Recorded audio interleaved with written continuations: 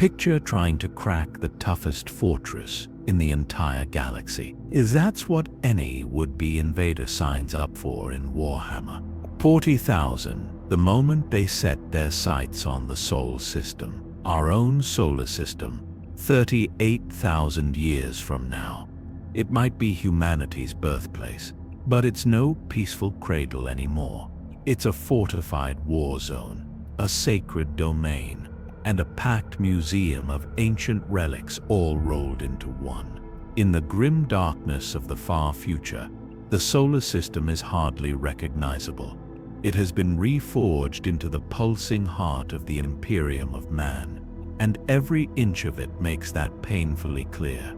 Approach from the void beyond Pluto, and your troubles begin early, long before you even glimpse the distant glow of the sun. You'll blunder into the system's outer kill zone, an unseen maze of void mines, drifting in fields thousands of miles wide, and automated weapon platforms lurking in the darkness. Massive star forts stud the distant edges of the system, like lone sentinels in the night. Each of these floating bastions bristles with macro cannons and torpedo bays garrisoned by entire regiments of the Astra Militarum. They anchor the outer defense, ensuring any incoming vessel announces itself politely or gets blown to scrap. Slip past those if you can, and the defenses only tighten. Patrol flotillas from Battlefleet Solar prowl the outer reaches, their enormous warships scanning for any sign of trouble. Ancient hunters serve to drones, mindless cybernetic predators the size of fighters, glide through the void on search and destroy routines, seeking out intruders. By the time you reach the orbit of Neptune, dozens of eyes, both human and machine, are watching your every move, and none of them are friendly. As you press inward, naval squadrons multiply, hailing you with challenge codes, and ready to unleash hell if you so much as blink wrong. Closer to Terra, the blackness of space is saturated with orbital defense platforms, dockyard fortresses, fighter bases, and monitoring stations. The nearer you get to humanity's home, the more the darkness bristles with man-made teeth and claws. Why such extreme security? Because at the center of this cosmic hedge of guns lies holy Terra, Earth, the throne world of the Imperium, and the sacred seat of the Emperor of mankind. Every soul from the lowliest voidsman on those star forts to the golden armored Adeptus Custodes on the palace walls is dedicated to one goal: keeping the Sol system safe from any threat. They've learned the hard way that even the heart of humanity isn't beyond the reach of war. After all, this system has been besieged by the War Master Horus himself. It has weathered Intracine strife, alien incursions, and the wild storms of the warp. The defenders are determined that it will never happen again. So yes, the solar system of Warhammer 40K is no peaceful tour of planets. It's a layered fortress of unparalleled scale. But beyond the guns and soldiers, what does this famous star system actually contain? What do those 8 planets and myriad moons, asteroids and oddities look like in the 41st millennium? Let's take a journey from the sun outward, visiting each major world in turn, from the scorched little rock of Mercury, all the way to distant Pluto and the icy frontier beyond. Along the way, we'll see how even the most familiar planets have become something far more bizarre and dangerous in 10,000 years of war. Buckle up in your void-proof command throne. Naturally, this is going to be quite the tour. Mercury, the scorched foundry. Our first stop, hugging the sun so closely you'd swear it's on fire, because it practically is Mercury. In the 41st millennium, Mercury is officially classified as a mining world. Now, Calling Mercury a world at all feels generous. It's a tiny airless ball of rock that's either boiling or freezing solid, depending on which side faces the sun. Daytime on Mercury can melt lead. Nighttime flash freezes whatever's left. Not exactly a vacation spot, yet somehow the Imperium looked at this barren, radiation-baked wasteland and said, "Yes, let's set up mining operations here." Of course they did. No environment is too hostile if it has resources to exploit. There are no bustling cities on Mercury's surface. It's far too hostile for an open population. Instead, the action happens in orbital facilities and shielded mining outposts burrowed deep below ground. Shore stations, they call them. Clusters of mining platforms that flit in Mercury's orbital path or hide on the relatively cooler dark side of the planet, harvesting rare metals from Mercury's crust. Automated drills bore into the rock during the brief mercy of dawn or dusk, and legions of heat-shielded servitors toil away, oblivious to the lethal temperatures. Any human workers crazy enough to be stationed here live in hermetically sealed habitats drilled into the bedrock or in void stations high above the scorching surface. Life on Mercury consists of short, brutally efficient shifts. You mine what you can as fast as you can, then get the hell out before Saul's fury cooks you alive. Believe it or not, this tiny hell planet has some deep history. In the dark age of technology, long before the Imperium, Mercury housed a city called Citheron. How did people live on Mercury back then? By being ridiculously high-tech. Citheron's inhabitants built advanced force field generators that literally held back the sun's rays, creating bubbles of twilight in which life and industry could survive. Those technologies were so impressive that 10,000 years later, during the Great Crusade, the Dark Angel Space Marine Legion adopted one of Citheron's inventions for their own use. They created the Citheron Pattern Aegis, a portable force field device so strong it could shrug off weapons that would turn lesser warriors to ash. The elite Dark Angels Terminators carried these relic shields into battle during the Great Crusade and Horus Heresy.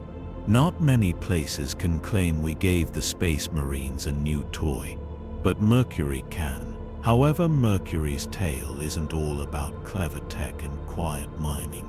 During the Horus Heresy, the galaxy-wide civil war of the 31st millennium, even Mercury became a theater of intrigue. As Horus's forces massed to assault Terra, the traitorous Alpha Legion found uses for every dark corner of the soul, and Mercury was no exception. The Alpha Legion, masters of sabotage and stealth, infiltrated Mercury's vicinity by making common cause with scavenger clans that lurked among the mining outposts. Picture ragtag tech barbarians, aching out survival on the fringes of the innermost planet, suddenly receiving secret orders and supplies from Alpharius himself. They schemed to disrupt Imperial communications and supply lines from the inside. Mercury's unforgiving environment made it a perfect hideout. Who's going to check the far side of a planet that might melt your face off? These infiltrators sowed havoc until they were discovered and eliminated as the siege of Terra drew near. In fact, shortly before Horus reached Earth, the Emperor's own agents, the Sisters of Silence, descended upon Mercury and conducted a purge. A nest of rogue psychers had taken refuge among the scavenger clans, perhaps encouraging rebellion or signaling to the enemy. The Silent Sisters, elite null maidens who cancel out psychic powers, gave no quarter. They stormed the warren beneath Mercury's crust, dragging out every witch and warp dabbler and burning them alive. It was said the purge turned Mercury's night side into a flickering aurora of witch fire as hundreds of psychers were silenced. Grim work, but necessary, at least by Imperium standards. The message was clear. Not even Mercury's airless caves would be allowed to harbor threats to the throne world. All this drama on a tiny sun-blasted world that most Imperial citizens will never lay eyes on. In the end, Mercury and Warhammer 40K is a lifeless hellscape pressed into service as a utilitarian outpost. There's virtually no atmosphere, no water, and certainly no life beyond what humans have brought.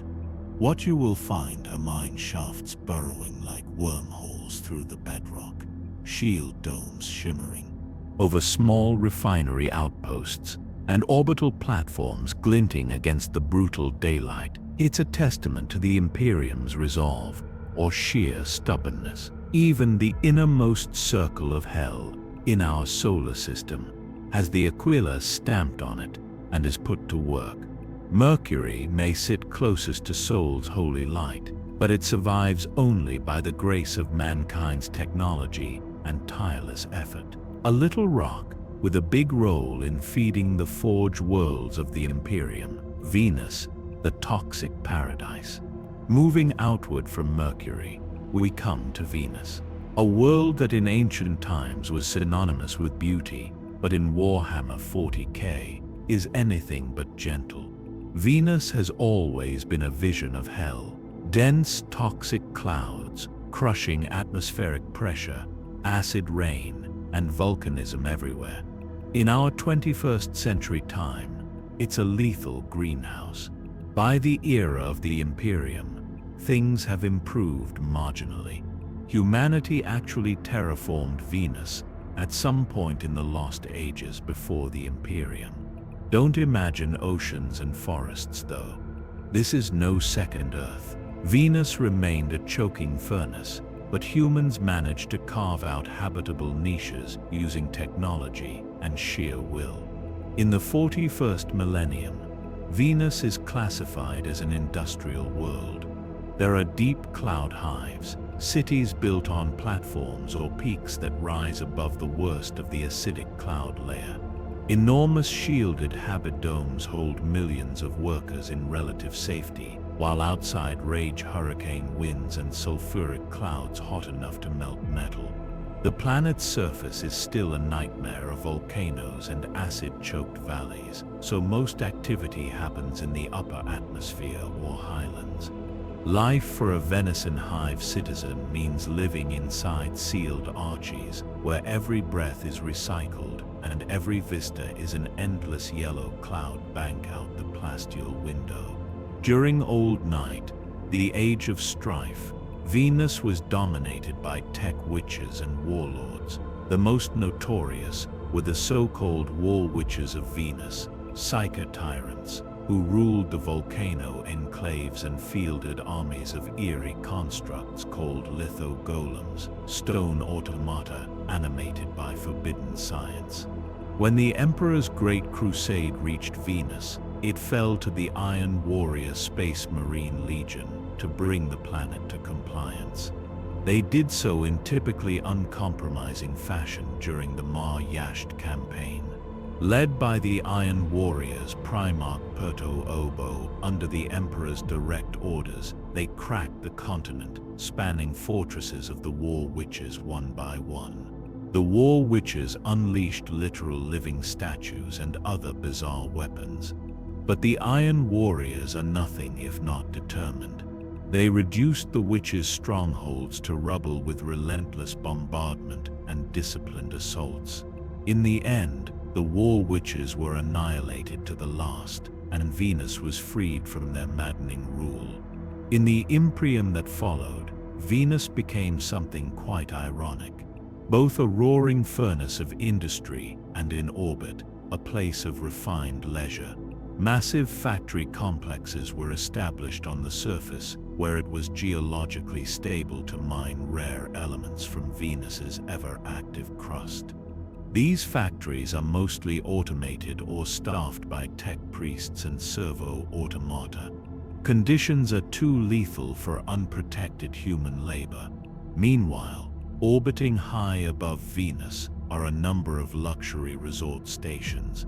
Yes, despite, or because of Venus's harshness, the Imperium's wealthy built orbiting pleasure platforms where they could admire the planet's golden clouds from a safe distance. In the calmer decades before constant war engulfed the galaxy, the High Lords and other elites would take vacations on these Venusian resort orbitals. They boasted lavish gardens, grand opera houses, null-gravity spas, every indulgence you can imagine, all in the midst of space. Only the Jovian aristocracy's retreats could rival them for decadence. Of course, as the Imperium became an ever more besieged society, such getaways became rarer. Many of those pleasure stations were abandoned or repurposed for military use. Still, a few might linger. Dusty pleasure domes, now serving as inquisitorial safe houses or naval officer rest stations. All told, Venus in Warhammer 40K is a world of contrasts. On one hand, it's extremely hostile, still requiring the most advanced technology to inhabit. On the other, it's a productive member of the Imperium. Its refineries and chemical plants churn out munitions, promethium, and various rare industrial goods that feed the war effort.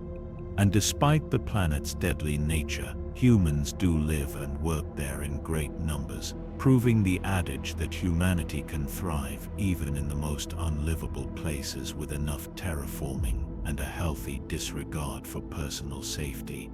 If you were to descend through Venus's clouds, you'd pass from silent, blistering toxicity into the humming, cacophonous interior of a hive city. Smog-choked corridors, cogitated terminals clattering, and the distant thrum of machinery endlessly pumping the planet's lifeblood into space tankers. It's not pretty or comfortable, but it's vital. The so-called morning star of old Terra has become a smoking crucible where the Imperium's burdens are burned away, leaving only raw, unyielding materials for war. Terra, Earth, the throne world. And now we arrive at the crown jewel of the Sol system, Holy Terra, formerly known as Earth. This is the birthplace of humanity, the seat of the Emperor's golden throne, and the administrative core of an empire spanning 1,000,000 worlds. One might expect such a place to be a paradise. Think again. Terra in the 41st millennium is a nightmare megacity covering the entire globe, an ecumenopus of uncountable billions. It is the most sacred world in the Imperium, and also arguably the most miserable for its inhabitants. Picture Earth as it is now. Blue oceans, green continents, white clouds. Now strip away the oceans, pave over the continents, and replace the clouds with a permanent haze of smog and the glow of billions of lights. That's Terra in Warhammer 40K. The planet's surface is covered in layer upon layer of city. Gothic hive spires that reach the stratosphere, miles-wide administratum data factories, sprawling cathedrals that have subsumed entire mountain ranges. Entire ancient landmarks are either gone or entombed within newer structures. The Himalayas, for instance, are now just the foundations of the gargantuan imperial palace complex. The once blue sky is obscured by pollution and the constant traffic of aircraft and voidcraft. If a citizen of the 21st century could see Terra of Men of 41, they'd likely fall to their knees in awe or horror, or both. Terra is officially classified as a hive world. Indeed, the hive world to end all hive worlds, and a shrine world, and uniquely as the throne world of the Imperium. The population is impossible to truly count. Estimates range from 500 billion to 1 trillion human souls, give or take a few billion. These masses do not live in comfort.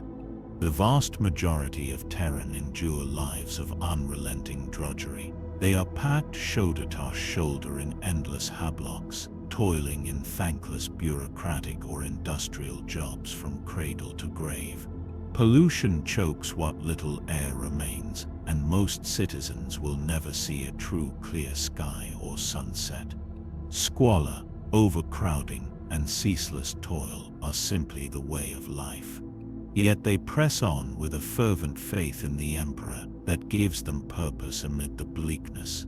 For all its horrors, Terra is revered beyond measure. Every year, countless pilgrims arrive from across the galaxy. Those who can obtain passage just to set foot on humanity's home soil and see its holy sights. Many die en route or end up stranded peniles in void stations around the planet, but still they come. They gather in immense holding shrines on lunar or aboard pilgrim ships, waiting for their chance to descend to the surface in tightly controlled batches. To walk upon Terra is to complete the ultimate pilgrimage, even if that walk is through smog-choked streets and over piles of centuries-old rubble. The entire planet is a temple of the imperial cult. There are grand cathedrals the size of provinces, memorials and statues lining every major avenue, and countless lesser shrines tucked in the shadows of gigantic habit towers. Above all stands Imperial Palace itself, a complex so vast it could be considered its own city, indeed its own empire, centered on the Asian landmass. The palace spans thousands of square miles, a walled realm of fortresses, gardens. Yes, a few still exist inside its walls, and the magnificent Eternity Gate that leads to the Emperor's sanctum. This is where the High Lords of Terra convene to rule, where the Astronomican's light is focused, and where the Emperor's broken body sits upon the golden throne in the Sanctum Imperialis. The palace is protected by layers of void shields and legions of the Adeptus Custodes, the Emperor's golden armored guardians, alongside the devout regiments of the Imperial Fists, Chapter, and the elite troops of the Adeptus Arbites and Solar Defense Forces. The walls themselves are plated in adamantium and inscribed with billions of names of those who've died for the Emperor. It is equal parts citadel and sacred monument. Terra's orbit is just as busy and fortified. The space around Earth is crowded with defenses and stations. The most famous of these is the Phalanx, the massive star fortress that serves as the mobile fortress monastery of the Imperial Fists Chapter. Though capable of warp travel, the Phalanx often anchors in Terra's orbit, adding its firepower to the planet's protection. In addition, innumerable defense platforms and shipyards ring Terra like a metallic halo. One can hardly travel a few hundred kilometers in orbit without seeing the glint of another battle station or the running lights of a patrolling warship. Every day, a swarm of vessels arrives and departs. Merchant freighters delivering tides from across the galaxy. Navy cruisers coming in for repairs or resupply. Pilgrim ships bearing the faithful, and black ships of the Inquisition, laden with psychers to feed the Golden Throne. The amount of traffic is so immense that Terra's void controllers are arguably the most stressed people in the Imperium. A single miscalculation could cause a chain reaction collision of ships like a collapsing star system. Needless to say, security in orbit is fanatical. Every incoming ship is challenged and verified multiple times. Any anomaly, a stray course change, a signal out of place, is likely to be answered with lethal force first and questions later. Terra didn't survive this long by being lenient. Despite all these defenses and horrors, or perhaps because of them, Terra inspires unbreakable loyalty in its people. Even the downtrodden hive worker knows they live on the most important rock in the universe. Holy Terra, Capitoline of mankind. It's both a proud boast and a prayer on their lips. They endure their suffering with a sense of duty. To live and die in the shadow of the Emperor's light is an honor, no matter the pain. And if an invader ever breaches Terra's skies, as one did once, its people will fight with whatever they have. Hab gangs arming themselves with scrap, monks picking up last guns from fallen soldiers, entire hive blocks forming makeshift militias. They remember the stories, how Horus, the arch-traitor, set foot on Terra and wrought unimaginable destruction. How Sanguinius, the angelic primarch, gave his life defending the Eternity Gate. How the Emperor himself battled Horus in orbit above and was grievously wounded, bringing the traitor down. Every Terran lives with that history written in the very stones of their world. The scars of the Horus heresy still mark Terra's landscape. From the blasted, now rebuilt districts of the palace to the rubble of old spaceports and defensive works, these sites are treated as holy ground, preserved as much as rebuilt so that no one forgets the cost of treachery. In the millennia since, Terra has seen further trials. The War of the Beast in M32, when an Orc warlord nearly broke through. The Age of Apostasy in M36, when internal tyranny led to blood on Terra streets. The recent 13th Black Crusade, and the war against chaos that actually saw demons breach the palace outskirts once more. But each time Terra has endured. In the aftermath of the galaxy-shaking events of the Great Rift, Primarch Robert Guillemon, newly returned, walked upon Terra's soil. He reorganized defenses, reforged the High Lord's Council, and launched the Indomitus Crusade right from Terra's spaceports, making sure the next time chaos came knocking, Terra would not fight with its back against the wall. Terra today is, in a word, majestic. In the old terrifying sense of the word, it's awe-inspiring and dreadful at once. For a pilgrim arriving from an agro world or hive world out in the eastern fringe, the first sight of Terra, usually from a transfer barge off Luna, might bring them to tears. The entire orb glows faintly gold from the billions of lights and the pollution halo. The constant stream of ships makes it look as if Terra has metal rings like Saturn.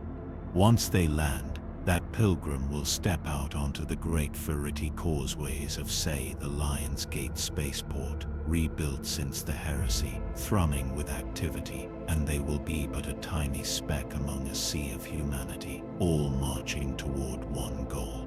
The glory of the Emperor at the center of it all. Every pitted surface, every bell toll, every distant contrail in the sky reinforces that this is the throne world, the axis mundi of human destiny. Holy Terra, at once a desolate wasteland, stripped of natural life, and the most revered, zealously protected place in the galaxy. Luna, the throne's first shield. No tour of the Sol system would be complete without visiting Terra's constant companion, Luna, our moon. Of course, in the 41st millennium, it's no mere gray rock in the sky. It's a vital and heavily populated asset of the throne world's defenses. In many ways, Luna is Terra's first and last line of defense, a shield orbiting the throne. It's also a place with a remarkable history of its own, marked by both scientific marvels and dark secrets. Long before the Imperium, Luna was a center of human science and genetic engineering. During the dark age of technology, massive laboratories were built beneath the lunar surface. By the time the Emperor unified Terra, Luna was inhabited by a coalition of tech clans and gene cults known as the Selena.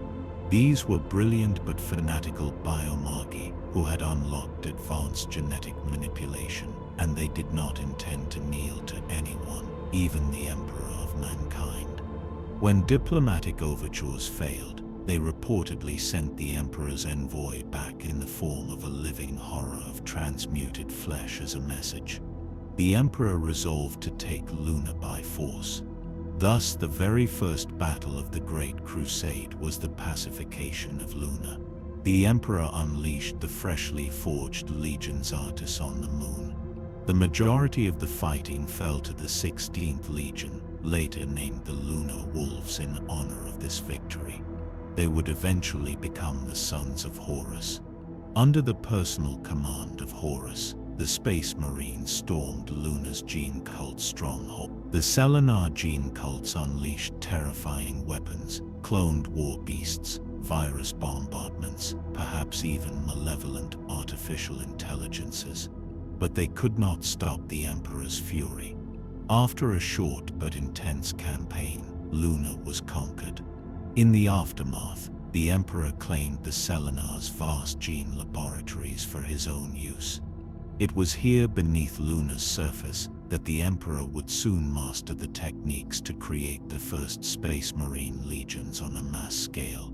With Luna secured, the Emperor effectively obtained the biological and technological keys to build his armies for the Great Crusade. As the Crusade advanced across the galaxy, Luna evolved into a support base and a strategic asset rather than a battleground. The moon became a staging area for the Imperial Army and Navy. The Sisters of Silence, the aforementioned Order of Psychic Null Maidens, established their primary training grounds on Luna in a fortress known as the Somnus Citadel. Vast shipyards were constructed in orbit. Port Luna, said to be the largest man-made structure of its time, a ring of docks encircling the moon. Millions of Terran citizens moved to Luna to work these shipyards and manufacturia, often never setting foot on Terra itself. By the height of the Great Crusade, Luna was essentially a heavily armed factory. Moon, churning out war material and continuing its role as a recruitment and R&D center, albeit under Imperial control. Now, with the sullen remnants of the Selenar cult watching their secrets fuel the Imperium, they had resisted. Luna's surface and interior were heavily modified. Ancient terraforming engines at its core increased Luna's gravity to near-Earth norm, both to make life easier and to ensure consistency for those training there. Some atmosphere was introduced into giant sealed caverns and domed craters, though the surface at large remained airless and unforgiving. The moon bristled with defenses. An array of anti-ship laser batteries and defense silos were built ringing the equator in orbit, forming what was called the Ring of Iron, literally a band of linked defense stations. Luna essentially became a giant orbital battle station, grouped with Terra itself as the key heart of the Terran defense sphere. During the Horus Heresy's solar war, Luna was a prime target for the traitors. Horus knew that if he could take out Luna's defenses, Terra would be far more vulnerable. He dispatched a massive assault force, led by the Sons of Horus First Company, and elements of several other legions, notably the Iron Warriors and Word-Bearers, to attack the moon. What followed was a brutal and tragic confrontation. The traitors bombarded and then invaded Luna. The Port Luna orbital ring, once the largest shipyard in human history, was savaged by suicide attacks. One rogue World Eater's warship rammed itself into the ring, shattering segments of it. Traitor asserts led by First Captain Abaddon landed and fought through Loyalist defenders, Blood Angels and Imperial Fists detachments alongside Sisters of Silence garrisons. It was chaos on the gray powdery plains and in the dark tunnels below. The Selenar cultists, many still harboring resentment towards the Imperium, actually rose up on the side of Horus, offering aid and Gancraft knowledge to the invaders. For a short time, the traitors overwhelmed Luna. Abaddon even captured some of the old gene labs deep below and attempted to twist them to Horus's purposes. Some say trying to grow new warp-mutated warriors. But the valiant defense of the Loyalists and the timely withdrawal of key assets denied Horus complete victory. As Horus's main fleet closed on Terra, he left a token force to hold Luna. After Horus's defeat, the Scouring saw Loyalists return in force to recapture the moon. They found devastation. Luna's once glorious orbital ring was shattered, its shipyards ruined. The Somnus Citadel was a smoking ruin, where Sisters of Silence and traitors had butchered each other. Entire cities in the Luna Maria Flat regions had been nuked to denial or pulverized by boarding torpedoes. The moon had paid in blood for every hour Terra gained to prepare. In the 10,000 years since, Luna has been rebuilt and remains utterly crucial, though it carries scars from the heresy that never fully healed. The orbital ring was partially reconstructed, but it's now more a broken arc than a full ring. Sections of it still drift as derelict ghost stations in Selena orbit. The Sisters of Silence eventually re-established their presence on Luna after millennia of absence. Robert Gillimon, upon his return, had the Somnus Citadel restored and manned by the refounded Silent Sisterhood to strengthen the throne's defenses. The Adeptus Custodes also stationed shield companies on Luna, now patrolling its surface and space to ensure nothing like Horus's near conquest happens again. Massive naval bases operate on Luna. For example, Port Luna was rebuilt, though not to the titanic glory of old, and serves as a primary base for Battle Fleet Solar, capable of servicing thousands of warships in orbit. Enormous macro batteries and defense lasers dot the surface, integrated into the still functional segments of the Ring of Iron. In essence, Luna is armed to the teeth, watching over Terra with unblinking vigilance. To the average citizen of the Imperium, Luna is almost as holy as Terra itself.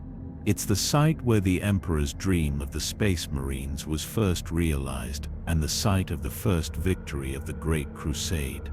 Pilgrims often include Luna on their route to Terra, though setting foot on it is tightly controlled. Many just gaze at it from Terra's surface, a bright golden crescent or full moon. Its reflected light tinged by Terra's atmospheric pollutants, giving it an eerie halo. Little do they know the extent of the cities and bunkers covering that moon, or the dark secrets entombed under its crust. For under the gray dust lie vaults from the Dark Age, some containing mysteries even the Mechanicus fear to probe. Luna is essentially one gigantic military base and shrine. If Terra is the heart, Luna is the shield raised before it, battered but unbroken. Mars, forge of the Imperium. From Terra we voyage next to the fourth planet, Mars, a world as different from lush Earth as one can imagine, yet utterly entwined with Terra's fate. Mars is the domain of the Adeptus Mechanicus, the tech priests of the Imperium, and it is nothing less than the manufacturing heart of human civilization. Often called Sacred Mars, or the Red Planet, it's effectively a second capital of the Imperium. Though Mars's sovereignty is a unique arrangement, it's not so much ruled by Terra as it is an allied realm joined at the hip. Mars' history is long and legendary. It was the first planet humans ever terraformed way back in the 22nd millennium. They made it habitable, gave it seas and a blue sky, and colonized it heavily. Mars became a center of industry and scientific achievement, even developing into humanity's first true interplanetary hive world. During the Dark Age of technology, Mars and Earth coexisted as twin keystones of human civilization.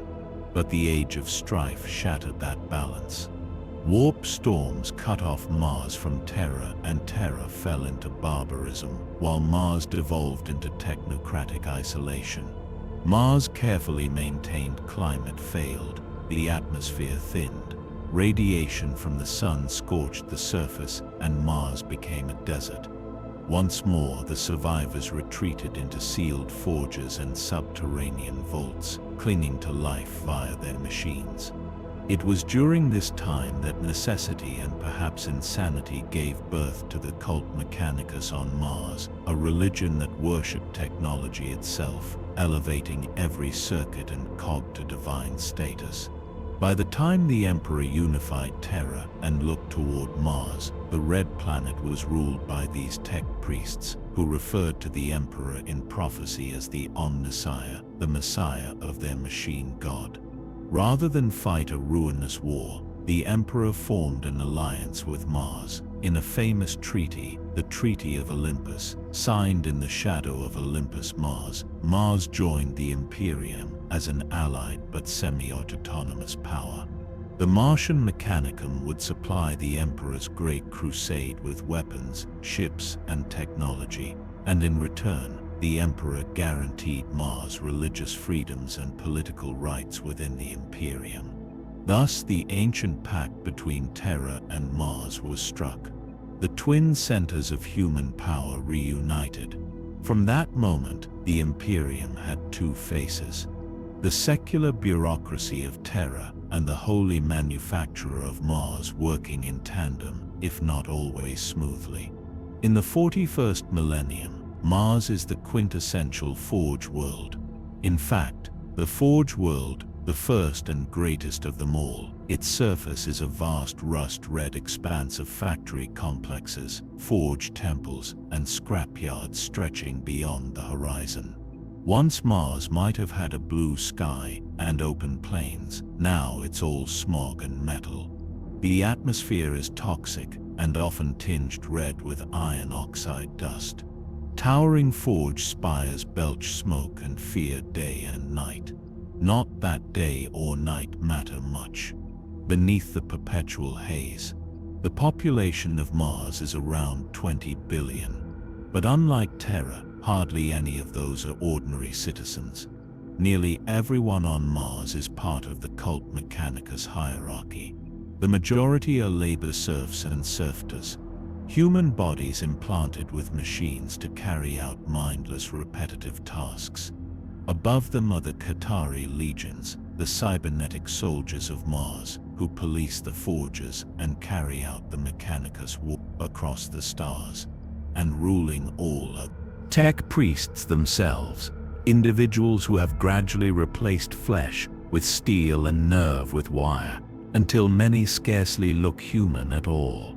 The ruling council is headed by the Fabricator General of Mars, one of the High Lords of Terra by ancient right, and it coordinates not only Mars' output, but the entire galaxy-wide Adeptus Mechanicus.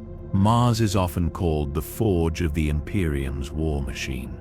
Its factories produce a significant portion of all Imperial technology, from alas, guns and power armor to the god engine titans that stride battlefields. Great orbital foundries known collectively as the Ring of Iron encircle Mars at its equator. These ring stations are shipyards so large that some of them dwarf entire cities.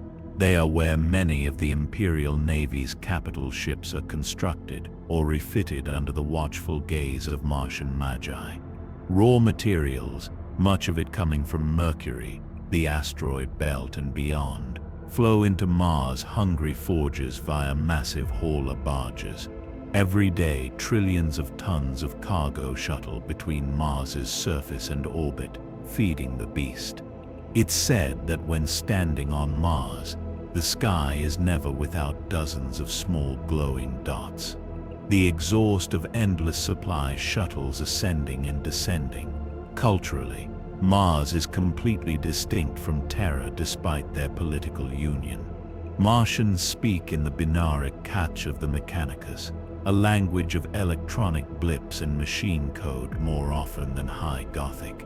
They dress in crimson robes, the sacred color of Mars, representing both blood and rust, and decorate their augmented bodies with the iconography of the machine god. The skull and cog symbol flies everywhere. They revere ancient technological relics, treating maintenance as religious ritual. To see a tech priest of Mars in person is to behold a figure who might have a tangle of mechondrites, robotic tentacle arms, where a torso once was, or a steel mask with glowing green lenses instead of a face, or who glides on an anti-grav platform because he long ago replaced his legs with a hovering disc. For the layperson, it's equal parts miraculous and terrifying. Mars's military might is formidable. It's the home world of several Titan legions, such as the renowned Legio, Ignatum, Fire Wasps, and dozens of Nye households, pilots of smaller one-man Walker engines. During the Horus Heresy, Mars itself was a major battlefield, a civil war within the Civil War. The Martian Civil War, called the Sixum of Mars, saw the Mechanicum split between loyalists and traitors, the Dark Mechanicum. Horrific weapons were unleashed as Fabricator General Kelbor Hal sided with Horus, turning half of Mars' guns against Terra. Ultimately, Mars fell to the traitors for most of the heresy, denying the loyalists its output when they needed it most. It was reconquered only after Horus's defeat during the scouring of the solar system. The damage done was immense. Entire districts of Mars were turned to radioactive glass, and some knowledge was lost forever. Even 10,000 years later, Martian tech priests still seek out scraps of lore or STC data lost in the fires of that civil war. By the present era, Mars has been rebuilt into perhaps the single greatest fortress forge in the galaxy. It bristles with defense lasers capable of bisecting a battle barge in orbit. Its orbital minefields and monitor ships keep constant watch for any threat, be it Xenos fleet or heretic armada. The Noctis Labyrinthus, a notorious complex of vaults on Mars, supposedly holds the Dragon, a mysterious, immensely powerful entity some believe to be a Katan shard captured by the Emperor in ancient times. True or not, the Adeptus Mechanicus guards the Labyrinthus with obsessive zeal. Not even Inquisitors easily gain entry there. Mars also houses the Astronomicon's secondary arrays since the primary Astronomicon is on Terra, but Mars amplifies and maintains aspects of it, and immense data vaults containing standard template constructs, STC templates, and technical archives that underpin the Imperium's entire infrastructure. Traveling from Terra to Mars is perhaps the easiest leg of any journey in the Imperium. A regular shuttle service, a mere one astronomical unit away. Many high-ranking officials do it routinely. On approach, Mars appears as a ruddy orb crisscrossed with faint banding, the visual signature of its many orbital platforms. At night, great patches of its surface glow with the light of forge fires. A bit like how our Earth seen from space at night shows city lights, but magnified a hundredfold. Visitors to Mars, rare for outsiders, usually restricted to sanctioned tech adepts or imperial dignitaries, universally comment on the constant sound and vibration in the air. Mars is literally humming with energy and industry, the clanging of metal, the whirs of distant engines, a background chorus of machine noise that never ceases. For a tech priest, that is the music of the Omnissiah. For a normal human, it's a potentially maddening den. Summed up, Mars is the indispensable powerhouse of the Imperium. It marries an almost religious reverence for knowledge, or at least for the forms of knowledge, with an unmatched capacity for production. It's a world of endless red deserts turned into endless factories. It's also a proud world, proud that unlike most, it was not conquered by force, but entered the Imperium as an equal. In theory, if Terra fell, Mars could carry on the torch of the Imperium. Indeed, during the darkest hours of the heresy, many plans revolved around that possibility. Conversely, if Mars were lost, the Imperium's ability to wage war would swiftly grind to a halt. The symbiosis of Terra and Mars is the bedrock of human dominance. Thus, the Sol system's core has two hearts beating in unison: Terra's faith and leadership, and Mars's science and industry, albeit both twisted and evolved into the grim darkness of what they once were. The asteroid belt, humanity's quarry, the solar system's asteroid belt between Mars and Jupiter, is far from empty. During the Imperium's early days, it was home to hardy mining colonies who carved out a living inside the larger rocks. Ceres, the largest dwarf planet there, served as a central mining hub and communications relay. Throughout history, the belt's resources have been continuously exploited to fuel Terra and Mars. Even during the Horus Heresy, asteroid bases helped relay messages and stage defenses until they were overrun. In the 41st millennium, the belt still hosts Mechanicus mining outposts and the occasional Void platform. It remains a sparse, rugged frontier, often used by smugglers or pirates as a hiding spot. Though Imperial Navy patrols make short work of any threats that linger, humble as it is, the asteroid belt continues to provide raw materials and a buffer zone between the inner planets and the rest of the system. Jupiter, the great forge in the sky. Beyond the asteroid belt looms Jupiter, the giant of our system. In Warhammer 40K, Jupiter's sheer size is matched only by its sheer utility to the Imperium. No one lives on Jupiter itself, a churning gas giant with deadly radiation belts, but its orbit and moons have been transformed into one of the busiest industrial centers in solar. Jupiter is essentially a vast orbital shipyard and forge world. It might sound odd to call a planet with no solid ground a world for industry. Yet when people speak of Jupiter in the 41st millennium, they mean the swarms of stations, docks, and habitats that encircle the gas giant like an artificial ring. Historically, Jupiter's domain was not a gentle place. During the Age of Strife, Jupiter's many moons and orbital habitats fell prey to anarchy and alien infestations. Monstrous Xenos creatures had taken root on some moons. Degenerate human void clans scratched out a living in others. When the Emperor's Great Crusade reached Jupiter, a significant effort was needed to cleanse the system. The void clans, being human, if rough around the edges, were assimilated and put to work for the Imperium. The Xenos, however, were exterminated in a series of brutal campaigns. The Jovian orbit was essentially swept clean of non-human influences, clearing the way for the Mechanicum to move in and capitalize on Jupiter's potential. And capitalize they did. Jupiter's upper atmosphere is rich in hydrogen, helium-3, and other gases useful for fusion fuel and industry. Massive orbital refineries were established to skim the gas giant's atmosphere for fuel. You can picture colossal craft dipping into the colorful cloud tops, scooping fuel, and then returning to orbiting depots. More importantly, Jupiter became the site of the Imperium's primary navy shipyards. In orbit around Jupiter float titanic skeletal frameworks, which can dock and construct warships up to battleship class. These, together with countless support workshops and foundries, are often collectively called the Jovian shipyards. It's said that during the Imperium's height, the Jovian shipyards alone produced a new warship every few days. A truly staggering output, only possible with Mechanicus expertise and relentless labor.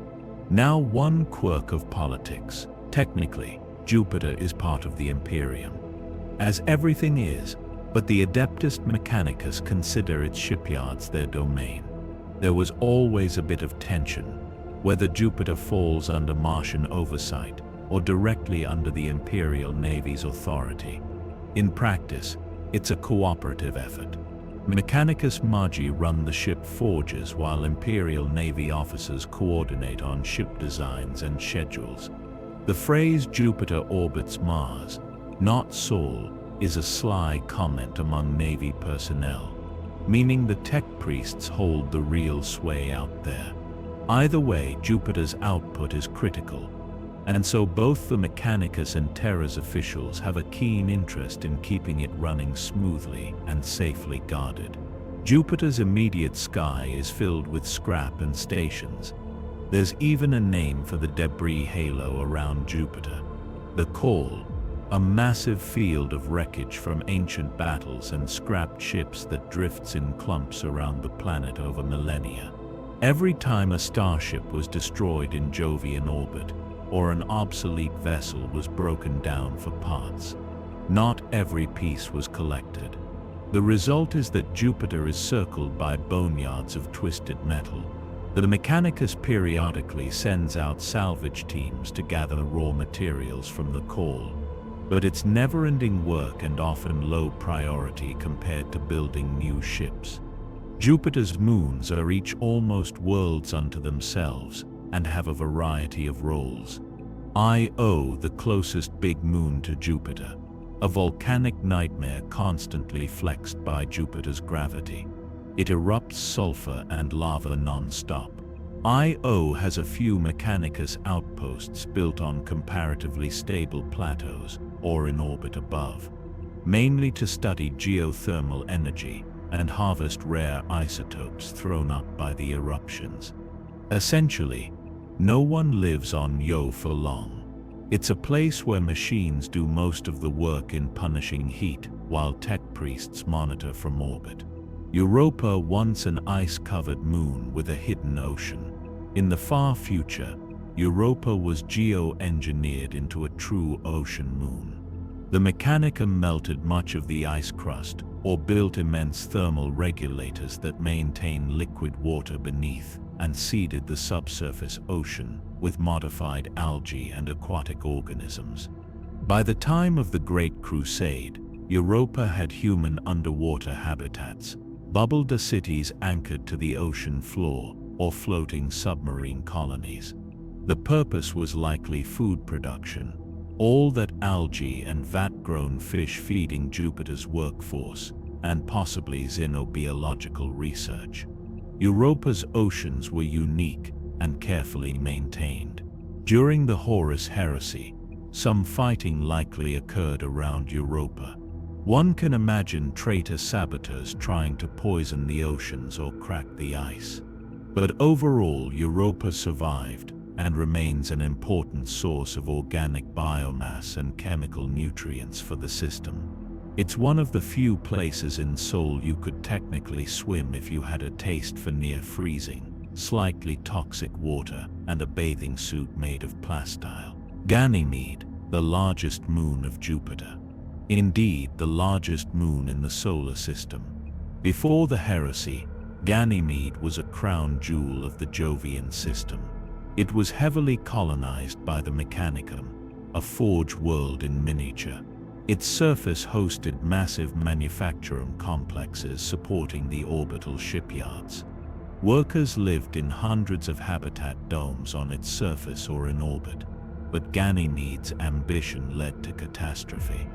The Mechanicum conducted experiments on Ganymede with forbidden or too advanced technology. In particular, they were testing warp-based power sources.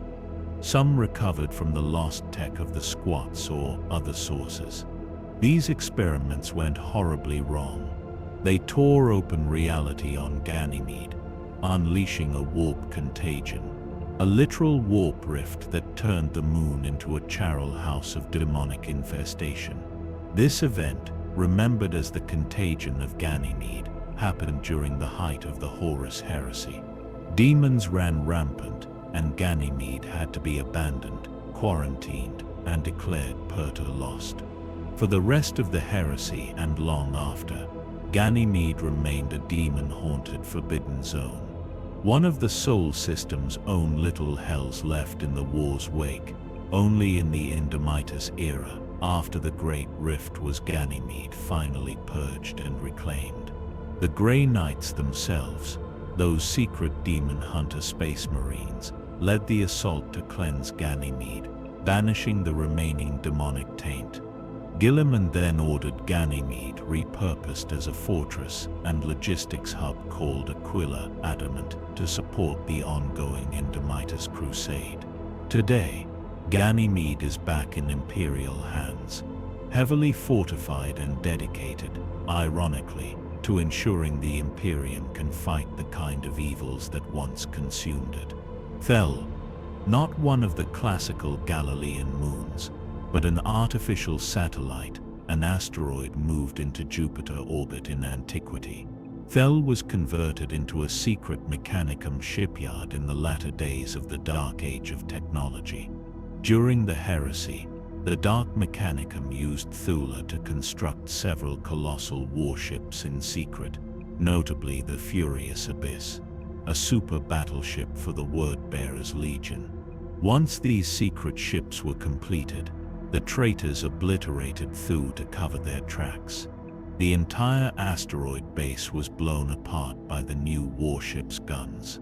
Thu was reduced to rubble, some of which doubtless contributes to the cold debris field.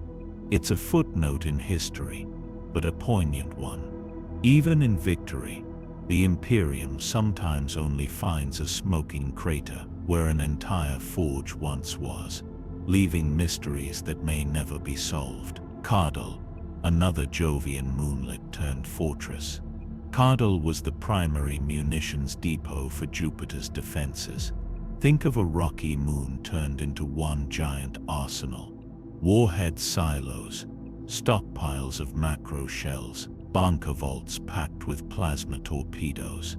During the Horus Heresy, Cardal met a grim fate. Alpha Legion saboteurs infiltrated it and blew it up from within, or perhaps subverted its guardian tech priests into firing on friendly targets. Accounts vary.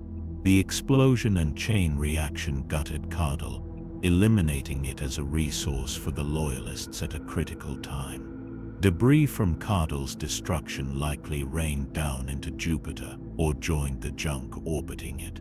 If one were to comb through the core, you might still find fragments stamped with Cardal's serial numbers, broken missiles, and half-melted shells drifting in silence. Soro Station. Jupiter, for all its industry, still had room for luxury, at least before the heresy. Soro Station was a magnificent resort in orbit over Jupiter's Great Red Spot, a place where Jovian nobility and Mechanicus Magi could take lavish vacations in zero gravity with a dramatic view of Jupiter's eternal storm below. It was described as so opulent that only the Venusian orbitals could match it. Golden halls, zero gardens, the finest foods and entertainments outside Terra itself. Of course, when war came to Jupiter, Soro Station's fate was sealed. As traitors seized the Jovian system, Soro Station was either destroyed in the crossfire or intentionally scuttled to keep it from enemy hands.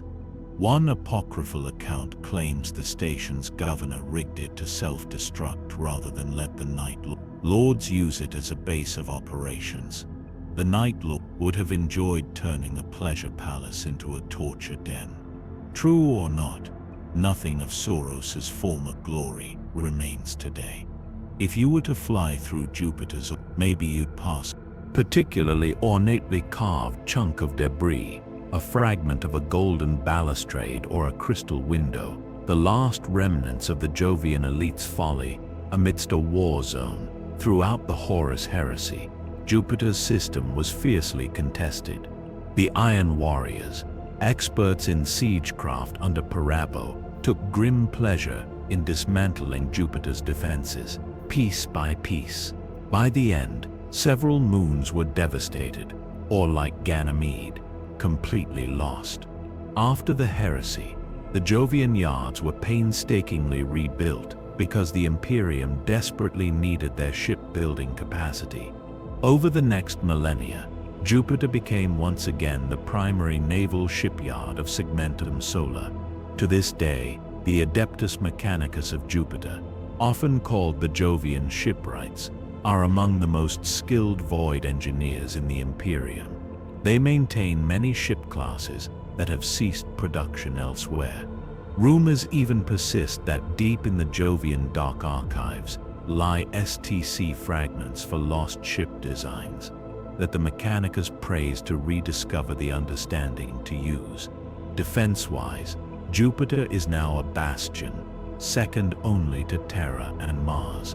The system's perimeter is guarded by picket fleets that patrol constantly. Any approach vector toward Jupiter is likely to cross path with a system monitor or a wing of Falcon escorts demanding identification. Minefields and automated turrets lie in wait among Jupiter's outer moons. The moons themselves bristle with defense lasers and void shield generators. Particularly, the refortified Ganymede hub fortress coordinates much of the outer defense, and the Grey Knights maintain a presence there to oversee its arsenal. So you have the paradoxical image of secretive Grey Knights hanging around a bustling navyard. But if anything demonic shows up, they're right on hand. Life in Jupiter orbit for those tens of millions who live there, mostly Mechanicus personnel, shipyard workers, and their families, is regimented and strenuous. They live in space habitats and moon colonies, where the schedule is dominated by construction shifts and prayer shifts. In the Mechanicus, maintenance rituals and work are often one and the same. They often have never been to Terra or even Mars. They're born in one pressurized hab cylinder, die in another, having contributed a few rivets to the hull of a grand cruiser or assembled plasma conduits for a dozen frigates. A common saying among Jovian workers is, "We build the sword the Emperor wields." They take pride in it. It's not an easy life. Accidents in the yards, exposure to radiation or depressurization incidents claim many, but it's a duty they're indoctrinated to hold sacred. In summary, Jupiter in Warhammer 40K is the Imperium's great orbital shipyard and a vital stronghold. It's an entire sub-empire of industry afloat around a titanic gas giant. It shows how the Imperium doesn't let something like uninhabitable gas giant stop it from turning a region into a productive center of humanity. The saying Jupiter only makes warships is essentially true. The whole system is geared toward building, maintaining, and crewing the fleets that keep the Emperor's peace. And if war ever comes to Sol again, Jupiter stands as a gigantic steel bulwark, a beacon of the Imperium's industrial might ready to bash any invader with 1,000 freshly forged warships and a rain of nuclear fire from its moons. Saturn, the Inquisition's readout. Before the Imperium, Saturn's moons formed a pocket empire called the Saturnine Ordo, human societies with their own void armies. Their troops were even called void hoplites, and perhaps some alien influence. The Emperor pacified them early in the Great Crusade, incorporating Saturn's people into the Imperium. Many became the first recruits of the Imperial Army's solar auxiliary regiments. Later, during the Horus Heresy, Saturn's system was largely evacuated and declared off-limits by Malcador the Sigillite. He used the remote rings and moons as a secret staging ground to establish the Grey Knights and other clandestine projects. From that point on, any unauthorized vessel nearing Saturn was destroyed without hesitation, and the once populous Saturn IX colonies faded into myth. In the aftermath of the heresy, Saturn never returned to being a normal civilian world. It became something else. A forbidden zone turned fortress for the Nalkand Inquisition. Saturn, with its majestic rings and dozens of moons, offered plenty of secluded locations for secret bases. The Inquisition and its allies, like the newly founded Grey Knights chapter of Space Marines, gradually converted the Saturn system into their private stronghold. Today, Saturn is essentially an inquisitorial fortress world. Though the world in this case is spread across its moons and orbital stations, Saturn itself is a beautiful gas giant with enormous rings of ice and rock. But you won't find tourist cruisers or peaceful research stations admiring them in the 41st millennium. Instead, hidden among those rings and on those moons are some of the most secret and well-guarded installations in the Imperium. Any ship straying too close to Saturn without the highest clearance simply disappears, vaporized by defenses they likely never even saw. Let's go over Saturn's notable moons and what they host now. Titan, Saturn's largest moon and arguably the most important world in the solar system after Terra and Mars. Titan is wholly controlled by the Grey Knights, the secret chapter of Space Marines dedicated to hunting and destroying chaos demons. During the heresy, Malcador hid Titan in the warp along with all the Grey Knights' founding members and war material to protect and accelerate their creation. When Titan returned to real space a few centuries later, it reappeared in Saturn orbit and a fully formed chapter of Grey Knights emerged from it, ready to serve. Titan today is effectively a Grey Knight's home world and monastery. Its entire surface is fortified. The Grey Knight's Fortress Monastery is a dark, imposing citadel carved of black basalt and adamantium, riddled with secret chambers and arcane libraria. The moon's environment is inhospitable, frigid, and with a thick haze, but that hardly matters. The Grey Knights prefer solitude and harsh conditions. Orbiting Titan is Deimos, which was originally a moon of Mars that Malcador also snatched away and later relocated here. Deimos now serves as the Grey Knights' personal forge world, turning out their unique war gear, psychically attuned ammunition, Nemesis Force weapons, silvered power armor, and even their spacefaring strike cruisers. Between Titan and Deimos, the Grey Knights possess an autonomous bastion. They answer to no one but the Emperor and the Inquisition's Order Mortis. Naturally, Titan's existence was top secret for most of history. Even now, if you were an average Imperial citizen, you'd have no idea what Titan is beyond, perhaps a dim myth of the Emperor's angels hiding on Saturn's moon. And that's exactly how the Grey Knights like it. Mimas, a small moon with a very distinctive giant crater, giving it a Death Star look. Fittingly, that crater now houses an inquisitorial prison complex. Mimas is the Sol system's most infamous prison world. Deep within that yawning crater, the Inquisition imprisons the most dangerous beings imaginable. Heretics, whose minds or secrets are too valuable to simply execute. Rogue psychers, whose powers need to be contained and studied. Xenos entities captured alive for research. Even turncoat space marines or fallen inquisitors who await judgment. The prison is said to be a honeycomb of individual vault-like cells, each reinforced with psychic wards and automated defenses. The guards are not mere men with stubbers.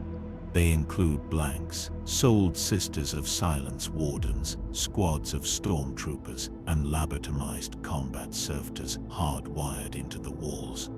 No one has ever escaped from Mimas, at least officially. There are always rumors and wild tales, but if any are true, the Inquisition has erased them from history. Being sent to the dungeons of Mimas is essentially a death sentence, only prolonged, a place where the Imperium puts things or people it wants to forget but can't afford to destroy outright. Enceladus. Once upon a time, Enceladus was the capital of the old Saturnian Ordo, the site where the rulers of Saturn supposedly signed their treaty with the Emperor. In the 41st millennium, Enceladus serves as the seat of the Ordo Malleus, the branch of the Inquisition that deals with demons and chaos. The moon hosts a sprawling fortress palace, often just called the Enceladus Fortress. It's part citadel, part courthouse, part library. Here, high-ranking inquisitors convene to share intel on demonic threats, store profane artifacts under heavy guard, and train acolytes in the knowledge and hatred of chaos. The libraries beneath Enceladus are rumored to hold tomes bound in human skin, books of ritual and exorcism that would turn an unaugmented man's hair white from reading a single line. Naturally, access is extremely restricted. Enceladus also contains more comfortable quarters. Many Inquisitor lords maintain private mains here within the fortress compound, where they can enjoy some luxury while plotting mankind's salvation or doom. Despite being demon fighters, some Inquisitors do enjoy a fine amasec after a long day of demonology briefings. Enceladus is off-limits to all but Inquisition personnel and their most trusted retinues. Approaching its orbit without clearance is a surefire way to cease existing in seconds. Tethys, a minor moon turned into a very peculiar kind of training ground. Tethys is an icy, almost airless body, but beneath its surface, the Inquisition intentionally trapped a number of demonic entities. Why?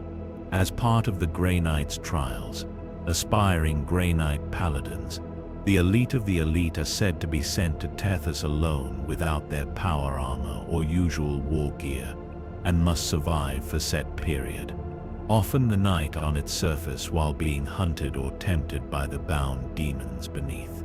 If they can last until retrieval with their sanity intact and without calling for help, they pass the test. If not, well, Tethys claims another soul. The entire moon is essentially considered tainted ground, a kind of proscribed area. It's patrolled only by purifier teams and monitored remotely via off-specs. Should anything ever escape Tethys's subterranean vaults, fail-safe devices, perhaps cyclonic charges, are in place to destroy the entire moon. It's a grim example of the lengths the Imperium goes to forge heroes from horrors. Apatus, the outermost major moon of Saturn. Apatus is now a massive naval station and gateway. It was once home to the last holdouts of the Saturnan Ordo. Some rebel elements apparently fought to the bitter end here during the Great Crusade, and later the Death Guard virus bombed them into submission during the heresy. After the heresy, Apatus was rebuilt as a bastion serving both the Inquisition and the Imperial Navy. Today, a vast naval fortress and dockyard complex covers much of Apatus. On one side of the moon, you'll find dry docks with inquisitorial black ships and Grey Knight strike cruisers undergoing maintenance. On the other side, a colossal array of defense silos and lance batteries forming effectively a checkpoint for anyone moving in or out of Saturn space. Apatus is the only stable route for sanctioned traffic to enter Saturn's inner defenses. Everything else is mined or patrolled to oblivion. Thus, any incoming or outgoing vessel, and very few are allowed beyond Saturn without special sanction, must stop at Apatus for clearance, like a locked door to the realm of Saturn. The personnel on Apatus are a mix of Imperial Navy armsmen and inquisitorial agents, and the whole place falls under inquisitorial command. It's one of the few places those two institutions work side by side daily. They keep things professional. After all, if you've been assigned to Saturn duty, you're already an elite trusted not to blab secrets. Beyond these, Saturn's rings themselves hide other treasures and terrors. There are rumors of a secret research station disguised as an ice chunk in the rings where Mechanicus genitors studied Tyranid DNA, or an old Xenos outpost from the Dark Age locked in an orbit of Saturn waiting quietly to be discovered. But such tales are unconfirmed, and intentionally so. The Inquisition likes to keep everyone, even other Imperial agencies, guessing about exactly what's hidden in Saturn's shadow. What does Saturn look like to the observer now? Perhaps surprisingly, from a distance, it looks as serene and majestic as ever. Pale yellow orb, broad shimmering rings, no obvious artificial lights like on Mars or Terra.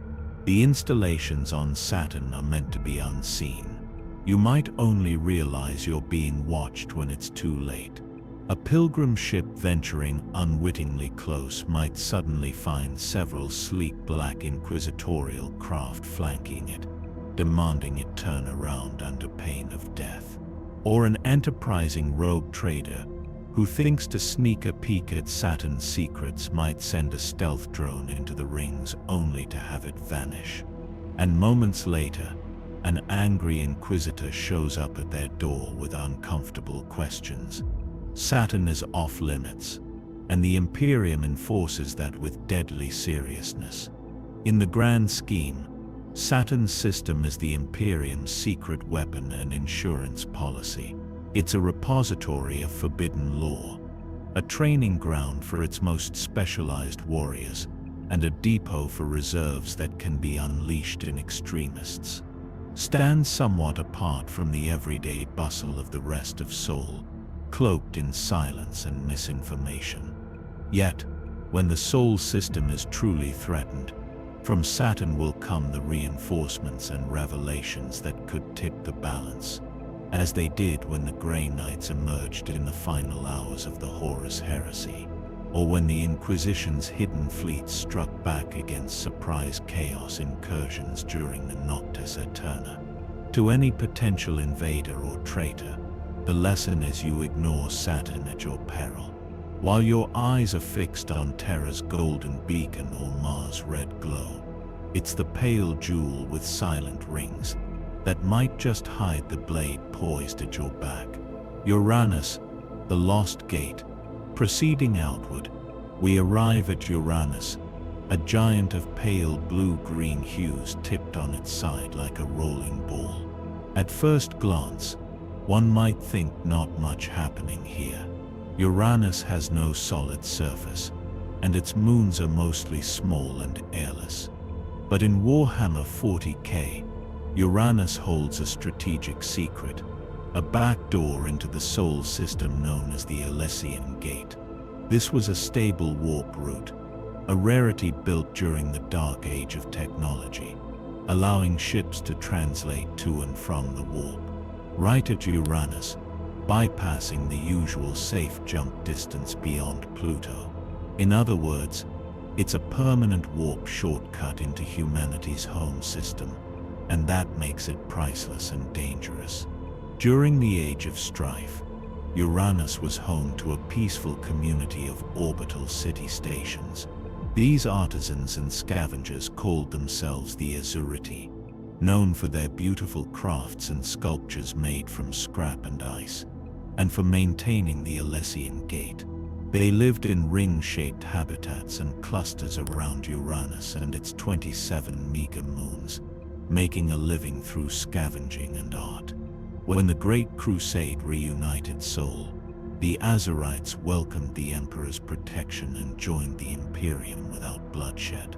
However, not long after, calamity struck. A fleet of void pirates, some whisper they were Chaos Reavers testing the waters, assaulted Uranus. The Azurites, unaccustomed to war, pleaded for aid. The Imperium sent a modest relief force, a company of Imperial Fist Space Marines, who engaged and quickly routed the pirates. But as the last pirate vessel was destroyed, the enemy sprang a horrific trap. They had seeded Uranus's orbital cities with a plague known as the Screaming, a war-porn contagion delivered via insane psychoslaves in boarding torpedoes. This plague transmitted through sound, Anyone who heard the psychic screams either mutated into a monster or died shrieking in agony. In minutes, Uranus's peaceful habitats turned into charnel houses of twisted flesh and wailing horrors. Realizing the threat, the Imperial Fist's commander on site took drastic action. His space marines intentionally deafened themselves, a legendary act of self-sacrifice. They ruptured their own eardrums with combat knives or bolter fire, so they could fight without succumbing to the auditory plague. These 50 Attis then boarded the largest infected station in total silence, immune to the mind-rending screams. They battled through mobs of plague-spawned mutants. Reaching the reactor core, they set it to overload and signaled a final evacuation. With most civilians already dead or mutated, they chose to detonate the station and wipe out the plague in one stroke. The station and the space marines still on it exploded in a flare visible from Neptune, eradicating the infection at the cost of all those brave fists. In honor of this valor, the Emperor himself ordered the Bell of Lost Souls to toll on Terra, its first ringing in history to commemorate those 50 Astartes who saved the Sol system from a creeping doom. Uranus was left devastated, the Azerite civilization virtually extinguished overnight. All that remained were empty, contaminated stations and a strategic warp gate with no guardians. Fast forward to the Horus Heresy. Rogel Dawn fortified Uranus heavily as part of his outer defense sphere, the second sphere. He positioned void mines, defense lasers on moons, and a fleet of monitor ships around the Aleian Gate. Sure enough, when Horus made his move, he used that gate to storm into the system. Thousands of traitor ships poured out at Uranus in a surprise assault. The Uranus defenses fought valiantly, outnumbered and cut off. The Imperial Fists and their allies there sniped from hidden emplacements and detonated trap minefields to slow the enemy. They held out for a day and a half of furious void war, but in the end they were overwhelmed. The survivors retreated in system to fight another day, and the traitors surged on towards Saturn and Jupiter. Only after Horus's defeat did the Imperium reclaim Uranus, finding it strewn with wreckage from that colossal battle. In the Scouring period, new colonists were eventually brought to repopulate Uranus's stations, the Azerites sadly just a memory. The Aleian Gate was of course secured, ringed with defense platforms and heavily monitored by the Adeptus Mechanicus. They gave the defense grid an ominous nickname, the Eyes of the Old God. To the local void, the ring of crackling orbital weapons around the gate looked like a giant unblinking eye. Ever since, Uranus has remained a militarized waypoint. In the 41st millennium, Uranus itself has no inhabitants. It's just an ice giant, but its orbit hosts a few Imperial outposts. A mining rig here, a sensor station there on a moon like Oberon or Umbriel. The moons, largely barren, are used for small-scale resource extraction, water, ice, hydrocarbons, and as anchor points for sensor arrays watching the Elysian Gate. There are still people living around Uranus, perhaps a few thousand across various installations, but nothing like a thriving population. Culturally, they carry on a touch of Azerite legacy. They have a habit of painting murals inside their stations, bright turquoise and blue patterns, to remind them of home. But mostly, their Navy and Mechanicus personnel on multi-year assignments, yearning to be rotated back closer to the sun. If you were to approach Uranus without permission, the first thing you'd notice is likely a curt warning ping on your ship's auger, a robotic voice reciting a litany that you are entering a restricted military zone. Turn back immediately. Push further, and you might catch a glimpse of distant flex defense platforms, arming and aligning firing solutions. Maybe you'd see the faint outline of one of those Eyes of the Old God platforms against the teal backdrop of Uranus. You'd be wise to stop there. The Imperium lost too much at Uranus once. They aren't about to be caught napping again. Neptune, the distant sentinel. At last we reach Neptune, 8th planet from the Sun. An icy gas giant on the frontier of the solar system. Neptune in Warhammer 40K is a forlorn outpost, the last stop before interstellar space. It has an air of melancholy isolation about it, yet it too has felt the touch of war and harbors its own secrets. Humanity colonized the Neptune system in some fashion during the Age of Terra around MA15 to YM18. Back then, adventurous settlers established mining bases on Neptune's moons, and perhaps orbital stations in search of exotic isotopes, or simply to prove humanity could tame even the outer dark. But cut off by warp storms, those colonists diverged over many generations. By the time the Emperor's crusade reached them, Neptune's moon dwellers had become mutants in Imperial Parliament, physically warped by low gravity, isolation, and perhaps a touch of cosmic radiation. Some might have been merely awkward, abhumans, others truly degenerate. In any case, compliance wasn't peaceful. The Emperor sent the 9th Legion, the Blood Angels under Primarch Sanunius, to bring Neptune to heel.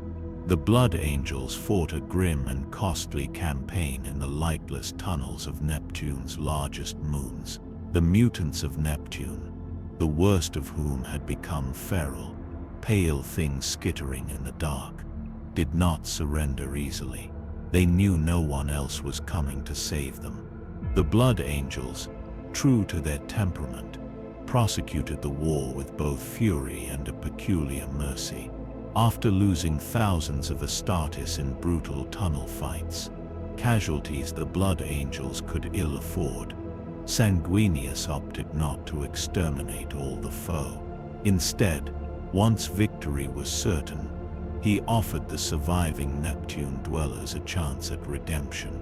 Their strongest youths would be taken and inducted into the depleted Blood Angels Legion. It was a controversial move. Some of his brothers would have just virus-bombed the sites and been done, but it paid off. The Blood Angels' gene seed miraculously stabilized many of the mutant recruits, and the Legion was replenished even as Neptune's threat was neutralized.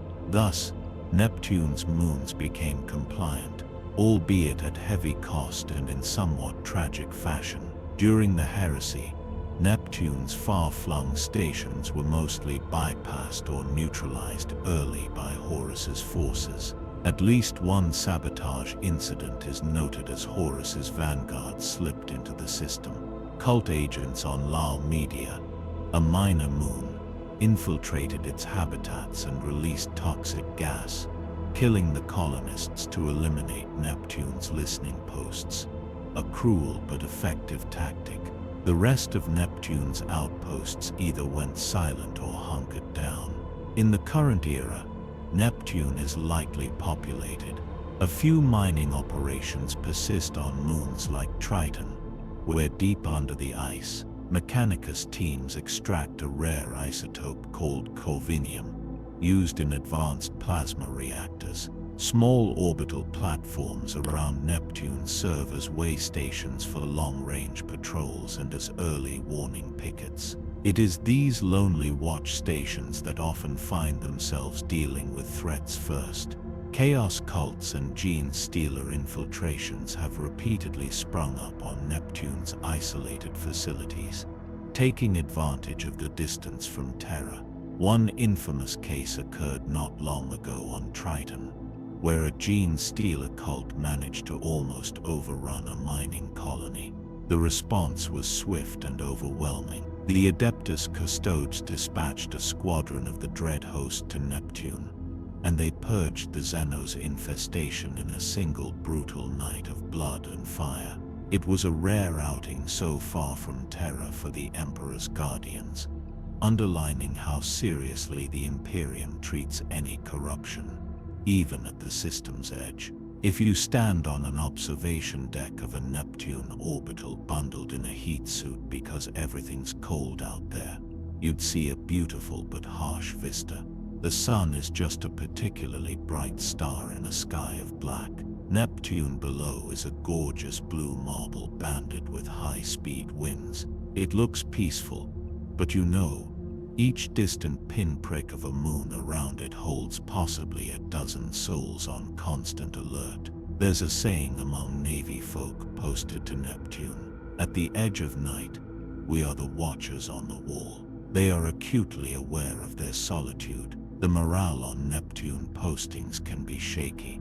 Officers rotate back in system frequently to prevent despair or madness from setting in. But many take pride in it too. They are literally guarding the doorstep of humanity's house, Pluto and beyond, the final watchtower. Last of all comes Pluto, which may be a dwarf planet by classification, but in strategic terms, it's enormous. Pluto is the outermost bastion of the solar system, the tiny gatekeeper at the threshold of interstellar space. In Warhammer 40K, no one jokes about Pluto's status. Its value is carved in the epitaphs of heroes. During the Great Crusade and Heresy, Pluto's role was clear: serve as an early warning station and tripwire defense. It hosted Vox relays, long-range off-spec scanners and void platforms meant to detect any hostile incursion and broadcast the alarm to Terra. When Horus came, Pluto did exactly that, though at great cost. In the opening moves of Horus's invasion, the Battle of Pluto, the traitor fleet used a secret advantage: the Chthonic Gate, another warp route like Uranus's that allowed them to translate directly near Pluto. The onslaught was sudden and overwhelming. First, elements of the Alpha Legion, Horus's most elusive allies, launched a covert strike on Pluto's outposts. Amid that chaos, a colossal fleet, led by Horus's own Sons of Horus Legion, translated in and attacked head-on. It was at Pluto that a legendary duel took place. Rogel Dawn, Primarch of the Imperial Fists and overall commander of solar defenses, personally confronted Alpharius, Primarch of the Alpha Legion, who had slipped into the system with his forces. In the ferocious battle that ensued on Pluto's very soil, Dawn is said to have slain Alpharius in single combat. Alpharius had led a contingent to sabotage Pluto's defenses from within, and Dawn met him blade to blade, ending the threat, at least for that moment. Of course, with the Alpha Legion, it's never so simple whether Dawn truly killed Alpharius or a double remains one of the great mysteries. But for the purposes of morale and history, Alpharius's death at Pluto is recorded as fact. Yet that was only the prelude. The main traitor armada was bearing down. Pluto's defenders, primarily Imperial Fist's navy elements under First Captain Sigismund, fought valiantly to slow the enemy. Pluto boasted several armed moon bases. The most significant was Carius, essentially a fortress moon covered in gun batteries. Horus's vanguard swarmed Carius with elite troops, and after bloody fighting, managed to capture it intact. Suddenly, the Imperium's own fortress was turned against them. The traitors commandeered Carius's batteries and began blasting Pluto's remaining defenses and ships from behind. Realizing Pluto was lost, Sigismund made a fateful decision. He ordered an immediate full retreat of all surviving Imperial vessels toward Terra. It was a bitter choice, yielding the outer system, but it was part of a larger gambit. As the Loyalist ships pulled back and the traitor fleet pushed forward, Sigismund's tech priests remotely overloaded Carius's plasma reactors. With a horrific roar, the entire moon exploded from within, obliterating itself and a sizable portion of Horus's gathered fleet around it. One of Horus's newly arrived Gloriana-class battleships was vaporized in the blast along with dozens of escorts. The rest of the traitor armada was thrown into disarray, momentarily stunned by the unexpected cataclysm in their midst. Seizing that moment, Sigismund reversed his retreat and launched a fierce counterattack with whatever forces he had left. The Imperial fists and navy ships struck the confused enemy, inflicting further losses and buying a precious few days of delay. It was a valiant but doomed effort to hold Pluto. Soon enough, overwhelming traitor reinforcements arrived. The sons of Horus' flagship Vengeful Spirit among them, and Sigismund had no choice but to disengage and fall back toward Terra for the final defense. But the damage was done. Horus's timetable was thrown off, and he'd lost irreplaceable ships and time. Pluto fell silent, wreathed in the debris of Carius and countless shattered vessels. The traitors left a token garrison and sped on toward the war's climax at Terra. After Horus's defeat, the Imperium retook Pluto with relative ease, as most traitor units there had abandoned it to join the fight at Terra or flee afterward. What they found was a scene of devastation.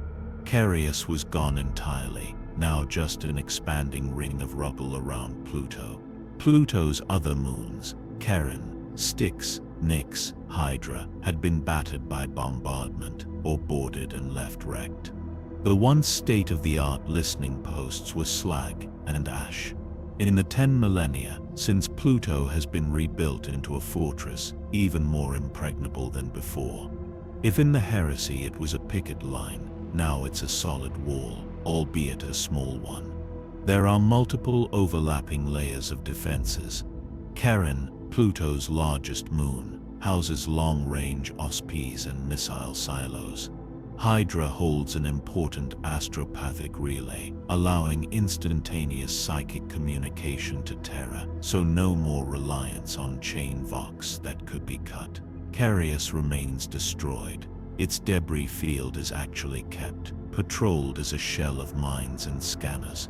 Some say the Imperium deliberately maintains the Carius cloud as a makeshift additional barrier. Any ship trying to hide among that rubble will soon find themselves mistaken for one more drifting hulk and targeted accordingly. New automated weapons platforms float in Pluto's orbit, each a small unmanned fortress. And patrolling all around are elements of Battle Fleet Solar, typically a squadron of destroyers or a light cruiser at any given time, keeping watch to approach Pluto. Now, one would first encounter stern challenges from these patrol ships. Then, as one drew closer, a blip on their scanner might reveal itself to be a star fort or a monitor station locking weapons on them. Every channel would carry the same message: turn back. Authorized vessels only. Trespassers will be destroyed. It's not subtle, but it is effective. Pluto truly feels like the threshold between the Emperor's domain and the void beyond. On one side, facing inward, a constant stream of sensor data and signals flows toward Terra, updating the inner system of any development. On the other side, facing outward, is the silent abyss of the Kuiper Belt and the Oort cloud, where anything or nothing might lurk. The personnel on Pluto know this feeling well. They stand at the edge of known space, peering into the dark, so the billions behind them can sleep a bit more soundly. What lies beyond Pluto? Officially, the Sol system extends to the Kuiper Belt and the Oort cloud of comets. The Imperium, of course, lays claim to all of it, though in practice, these regions are too vast to patrol. A few dwarf planets out there, like Make and Eris, had been charted and occasionally host automated outposts. A beacon here, a munitions cache hidden there. but largely the outer reaches are a buffer wilderness. One distant object of note in the history books is Sedna, a far-flung planetoid on a wildly elliptical orbit. During the early Great Crusade, Sedna proved to harbor something terrifying, an unseen Xenos threat that had lingered from old night. Records are scanted purposefully, but it took the deployment of several Space Marine legions and some terrible weapon, possibly even a cyclonic warhead or an unleashed psychic choir, to purge Sedna of this foe. After that hard-fought victory, humanity finally held every corner of Sedna itself was left a lifeless, possibly shattered husk drifting in the darkness. It's largely forgotten now, a footnote that modern Imperial citizens wouldn't even know. But it was in effect the last battle securing the solar system until the Horus heresy reignited war on the door. Now far beyond Sedna stretches the Ore-wrought cloud, a spherical shell of trillions of cometary bodies enveloping the system. It's like a wall of cosmic debris separating Sol from the galaxy. The Imperium can't police the Ore-wrought cloud in any meaningful way, it's simply too huge. But they don't need to. Any threat coming through it would trigger Pluto's sensors long before it traversed those light months of distance. The Oort cloud is essentially a no-man's land, where the occasional Imperial probe might venture and ancient icy rocks silently orbit, as they have since the system's birth. It's eerie to think that some of those far-flung ice balls might still carry lingering traces of pre-Imperial human activity. An old science probe, a Dark Age automated outpost long dormant, or even Xeno snoopers. But if they do, they keep quiet. If the Imperium detects anything moving out there that shouldn't, well, that's what those picket destroyers at Pluto are for. In the midst of this cold outer darkness, there is one beacon of hope and symbolism, the Shrine Comet. Roughly every 1,000 years, a particular comet with an eccentric orbit swings into the inner solar system. Long ago, it had an ordinary scientific designation, but that was lost in time. During the age of the Unification Wars, the Emperor himself noticed this comet and, seeing it as a potent symbol, decreed it would be made a shrine. When it next passed by Terra, the Emperor's followers landed on it and erected the Shrine of Unity, a monument celebrating Terra's reunification under the Emperor. Over time, this comet became a legendary omen of good fortune. Its appearances roughly every millennium are accompanied by system-wide celebrations. However, it too had a brush with the heresy. The Word-Bearers Legion, in the time before they turned traitor, once secretly built a hidden temple on the Shrine Comet to worship the Emperor as a god, going against the Imperial truth. When this was discovered around the time of the Monarchia incident, Luger was ordered to remove the blasphemy. He did so, though grudgingly, and not before the Legion had prostrated themselves in fervent prayer there. In a way, the Shrine Comet holds the dubious honor of being the site of one of the first instances of Imperial cult worship of the Emperor, something that would later become universal. Today, the comet still carries the edifices of the Shrine of Unity, a golden Aquia statue, prayer etchings in its surface, etc. And when it appears in the sky, billions on Terra and elsewhere kneel and give thanks for the Emperor's continued protection. Then it vanishes back to the edge of the system for another 1,000 years, like a ghost of glory past. So, at the furthest boundary of Sol, we have this mix of the eerie and the exalted. Pluto and its vigilant guns, Sedna's forgotten battleground, the silent Oort cloud, and the Shrine Comet carrying human faith through the dark. It's a fitting end cap to our journey. Conclusion. The Sol system in Warhammer 40,000 is at once a living museum of human history, a ceaseless engine of imperial power, and a layered fortress of unimaginable scale. The planets we know have become almost mythical in their transformations. Earth is holy Terra, a globe-spanning temple and seat of godlike power. Mars is a great foundry of war, the iron heart of the Mechanicus. Luna, once lifeless rock, is now a bastion and Gan cradle. The gas giants, like Jupiter and Saturn, host entire fleets, armories, and secret orders on their moons. Even tiny Pluto stands as a stalwart sentry at the system's edge. The solar system is no mere collection of worlds. It's an integrated bastion, a mechanism with every part devoted to the survival of the Imperium. In this grim future, our solar system is far from a quiet backwater. It's the most prized target in the galaxy. Thus, it has been turned into the most heavily defended. It bears the scars of ancient wars on every world, yet it remains defiantly functional.